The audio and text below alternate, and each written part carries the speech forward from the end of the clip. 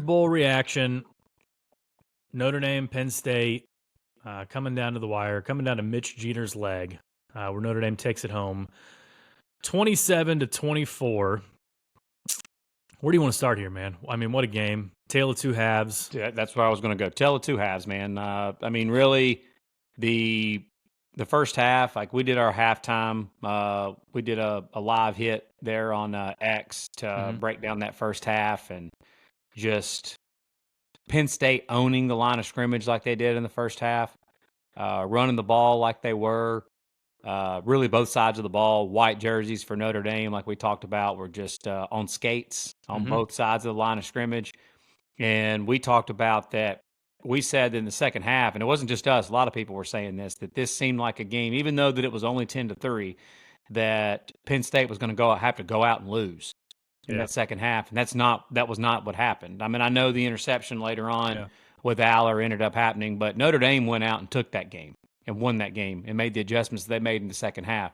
But I know the Drew Aller interception is going to be the thing that most people are going to talk about, like the reason they lost the game or whatever. But, dude, to dominate the way that they did in that first half and to only be up 10-3, there was nothing that went right for Notre Dame in that first half other than that flat that they threw to, was it Singleton or Allen, that the pass? Singleton on the third down. Yep. 3rd and goal from like the 2 or 3 yard line where they threw it out in the flat to a wide open, butt naked out in the middle of the field, nobody around him, Nick Singleton. And look, Singleton should have made that catch, but like that is just easy as could be, pitch and catch. You've got to put that ball on him, correct? I mean, just stand there and put the ball on him, Aller. And he didn't. He threw a little bit behind him, made it a little bit of a tougher catch, and that's that. Unless Drew Aller was thrown to Tyler Warren, he looked like just his throws looked tentative. Yeah, I mean he was all the experts say that in bigger games like this, like when the juices are flowing a little more, the stress level's a little higher, the ball sails on you a little bit, you throw high a little bit, and there were a lot of throws that Aller made to dudes that were open in this game that were just a little high. And he was off. And he just didn't play well. He didn't. Like, he made a couple of decent throws, but overall he was extremely inconsistent, which is, if you look at his numbers, not to be a box score Barry here, but if you look at his numbers through the playoffs, Aller was not good overall in this playoff. Extremely inconsistent, very inefficient.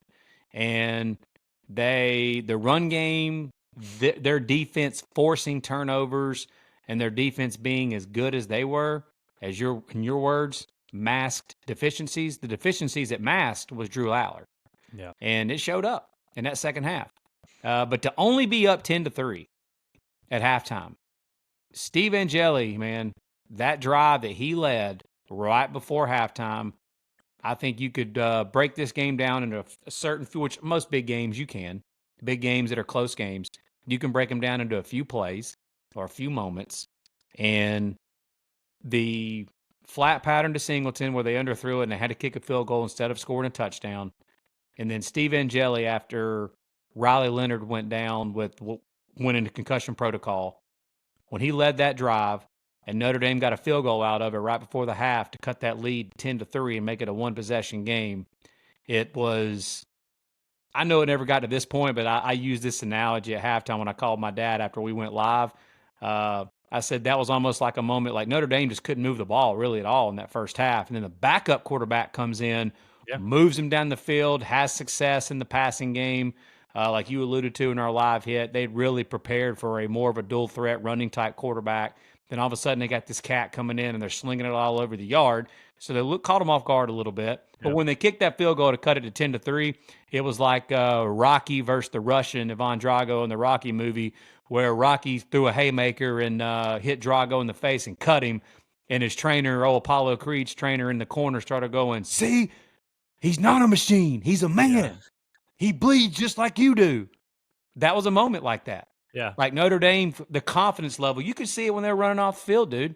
Going off the field at halftime. Like, their confidence just shot up, went sky high. And I just think that was that moment that just said, all right, we got punched in the mouth. We took a standing 8 count in the middle of the ring, spit the blood out, and let's go play ball now. Yeah. That's what it looked like. Riley Leonard and everybody else really, but Riley Leonard gave Steve Angeli a ton of credit after the game. Mm-hmm. And I mean, this is a dude Notre Dame has extreme confidence in. He was going to be the starting quarterback had Riley Leonard not transferred in. So they've got confidence in him. And Leonard, I mean, possibly the nicest person on the planet, just could not praise Angeli enough for that drive to end the first half, which was huge for Notre Dame. On the Penn State side, I mean, credit to Andy Kotelnicki. I think his scripted drives at the beginning of the game, even though they didn't result in points, he really created a lot of just Notre Dame defense being off balance for the rest of the half. And we talked about that. They were going on different cadences on that first drive. They were doing all their pre-snap motion stuff, which we knew they were going to bring out, but it seemed like they were doing a lot of it on that first drive. And honestly, as we watch the game back, it feels like they did a lot more on that first drive than really a lot of the other drives they had. But he really just, like you said, put Notre Dame on skates. They were thinking way too much the rest of that half. And when you think too much and when your eyes are going different directions pre-snap, it's hard to get off the ball and be fast. And I think in that second half, they really just started kind of just playing a lot more loose. Offense started performing, obviously, so it gives the defense some juice too. But yeah, for them to go into the half down 10-3 after Penn State had just pushed them around. I mean, a 15-play, 90-yard drive where 13 of those plays were runs. You have not seen that happen to Notre Dame all season long. And rarely have you seen that happen to them, in the past 5 to 10 years. Like that just, you don't see that happen a lot.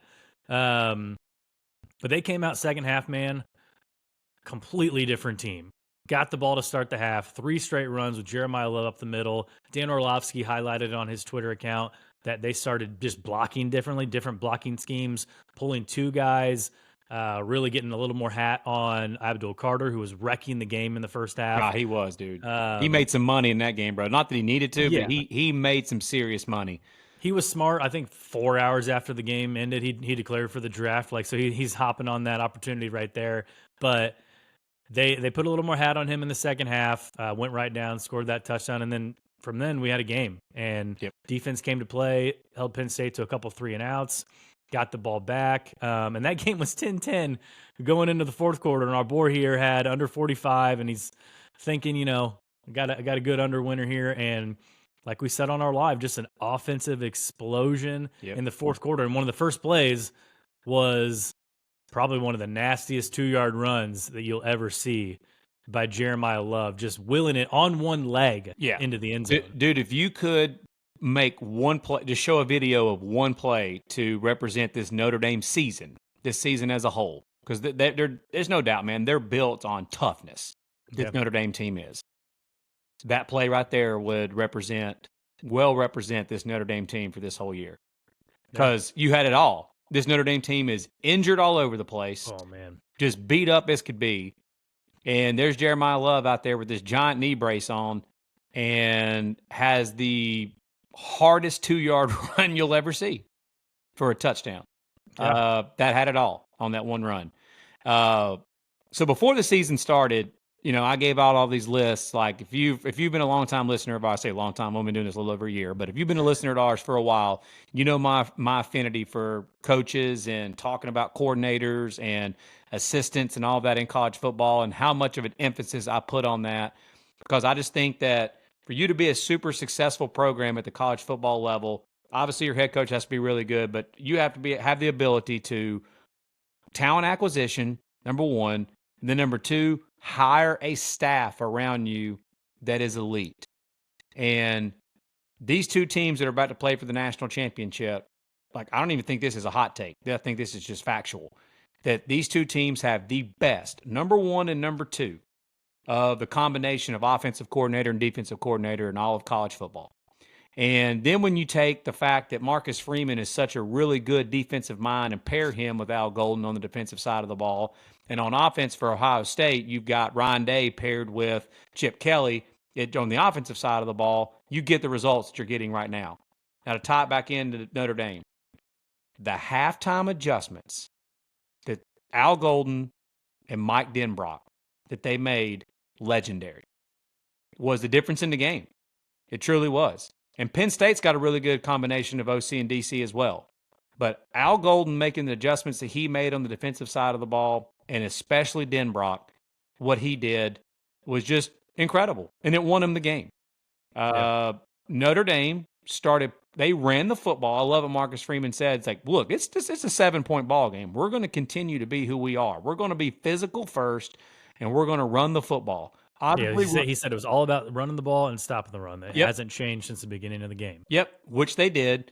But running the ball ended up doing something that you and I talked about in our live hit at halftime that I said, I think that Notre Dame's going to have to try eventually to get this game on the perimeter a little more. And they did that. They started hitting receivers more. They started throwing the football a little more. Riley Leonard made the throws we needed to make, and his receivers made the Notre Dame can't throw crowd is a little quiet. Yeah, they were. That second half, Notre Dame turned it loose, especially in the fourth quarter. And that's the thing. They've got dudes, but like if you watch their whole season, and the fact that they've just, especially in the playoffs against Georgia and Indiana, haven't needed to throw the ball to win games. And you're not going to throw the ball just for the sake of having passing yards. Like you're going to do whatever it takes to win the game. Yep, they're going to try their best to control the line of scrimmage first. Yeah. Then after that, they may try to throw it. But Penn State, correct me if I'm wrong, they didn't have a single catch by a wide receiver, right?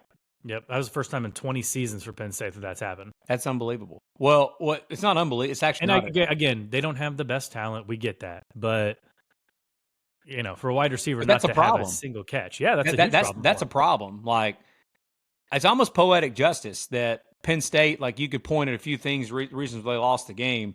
You can't sit there and get in a Final Four national semifinal in college football in 2024, 2025 college football, and you don't have a receiver that has any catches at all. That's a problem. And that's a look in the mirror type moment for Franklin and Kotelnicki and this staff that, like we saw Georgia after that Notre Dame game, what did it take? About 10 seconds for Kirby Smart to take a sip of his coffee the next morning and go, okay, Zachariah Branch, Noah Thomas, come on down, baby. Let's go. We lead the nation in drops, and we can't catch the ball at wide receiver. I'm going to go get 2 legit wide receivers. Yeah. After that game, if you're Penn State in the NIL era, I'm tampering my ass off with teams around the country. Which teams do I want to go get wide receivers from? And I'm going to go get me some receivers. That's the thing, though. They did that last year with Julian Fleming. And he was did he even play? I don't know. I mean, that's the thing. They went and they got guys, but I don't know if it's their offense or it's the fact that Aller – I mean, at some point, I talked about this on another show. Steve Angeli in that into that first half, he was kind of throwing guys open to get down the field.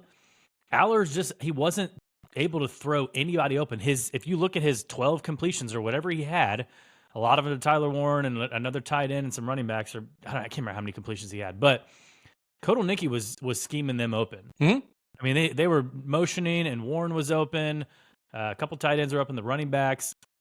When the pocket breaks down, he wasn't able to throw anybody open. Nope. Yeah, that's an obvious problem. And in that second half, it's hard to score points and call plays and to open up the offense as much as you want to open it up when you don't have receivers that can go get the football or when your quarterback can't get him the rock. But again, the combination of Singleton, Allen, and Warren is special. It is. And Penn State's going to be kicking themselves that they had that duo at tailback, a guy like Tyler Warren at tight end who's one of the best overall football players in all of college football, a solid offensive line, and no receivers. If you have any receivers, you're probably in this national championship game. Yeah. Probably playing for a natty. But just wanted to touch on this. Obviously, we saw it, man. We called it. We knew it, that if Penn State were to lose this game, the James Franklin big game stuff would rear its ugly head. And I'm going to surprise some folks here. And we're not the podcast that normally just comes on here and sees how many clicks we can get with crazy, wild, hot. I'll throw out some takes, obviously, from time to time, but not your wild, crazy stuff just to say shit, just to get some clicks. We don't do that here. But I'm going to surprise some people here. I'm not on James Franklin. He's not on my bad side. I'm not going to do the whole crush him because this was a national semifinal game and they lost on a field goal at the end of the game against a really good Notre Dame team. This was not James Franklin sucks in big games is the reason why they lost this game. They just played a really good football team. It was an absolute instant classic. They were 1 or 2 minutes away from playing for a national championship. I know there's people out there that will do it. They'll do it for us. But overall, I mean, this just came down to a couple of plays and a couple of moments. Penn State didn't make the plays. Notre Dame did make the plays. The interception there at the end of the game was obviously huge. And I know Franklin in bigger games has been known in the past to be a little more conservative. So you got to think with, what was it, like 38 seconds left in the game, 40 seconds left in the game. They're back kind of like in their own territory, and they decided to cut it loose and trust Drew Aller in that moment to try to throw the ball downfield and go try to move. They ran it on a first down. They got 13 yards, and at that time you're thinking, okay, let's try to throw one here. Yep, it's not his fault. It's not his fault at all. I mean, no, thank you. I agree. I thought you might actually try to get on him a little bit. No, okay. This game is not his fault. Yes. I'm gonna single out. This game is not his fault. He's the head coach. He's the one on the microphone. He is going to get chastised if he kneels the ball out there. He's going to get chastised because you decided to throw there with 40 seconds left. Yeah. It's not his fault. Drew Aller tried to throw across his body late into the middle of the field against the Notre Dame secondary when he hasn't completed a pass to a wide receiver all night. Yeah. So my issue with James Franklin and Penn State as a whole is, again, they managed to go through another season, the entire 2024 season, and nobody thinks anything differently of the Penn State program. They didn't go up or down in any of our minds. Yeah. They lost to Ohio State. They lost to Oregon. They lost to Notre Dame. Yeah, lost to the three best teams they played. They beat Boise State and SMU, and those were playoff games, but we're not, they have more talent than those teams. Penn State's supposed to win those games. There's a reason they were favored by as many points as they were favored by in those two games by Vegas. They're supposed to win those games. I think every Penn State fan would, if you're being real with yourself, like you would say the same thing. Like you would agree. Like we're Penn State. We're supposed to beat Boise and SMU. Yeah. And so I agree with you. I don't think there's any, don't disagree. Who's going to do better at Penn State than James Franklin has done? Yeah, the dude wins unless you're going games. out and you're getting an Urban Meyer or Nick Saban type coach. It's eventually going to happen for Penn State. Penn State fans out there, he's 1-15 against top 5, top 10 teams, whatever it is. The breakthrough will come. Like it's just bound to happen. That's sports. It's a cyclical sport. You're not going to lose forever, right? When you're a program like Penn State. They've always got dudes, man. This team was the most complete team that I personally can remember, I guess, since probably the, Saquon Barkley and McSorley days. And they've had really good teams since then as well. But the weapons that they had on offense and, dude, the nasty guys they had on defense. And they call it linebacker U for a reason. It's incredible how many years, dating back to as long as I can remember, that they've always got a just dog at linebacker. Wearing the sticks. Always wearing the sticks, like Abdul Carter this year. And your Micah Parsons. It was funny, they were making comparisons, different cats in the NFL, and two of the guys they mentioned were former Penn State players. Yeah. But as far as Penn State, they're going to be really good again next year. They've got to get some receivers. Interesting to see who all ends up going pro for them, who's going to come back, just like every other team. What they end up doing in the transfer portal. They're not a team that goes and just gets a bunch of guys in the portal.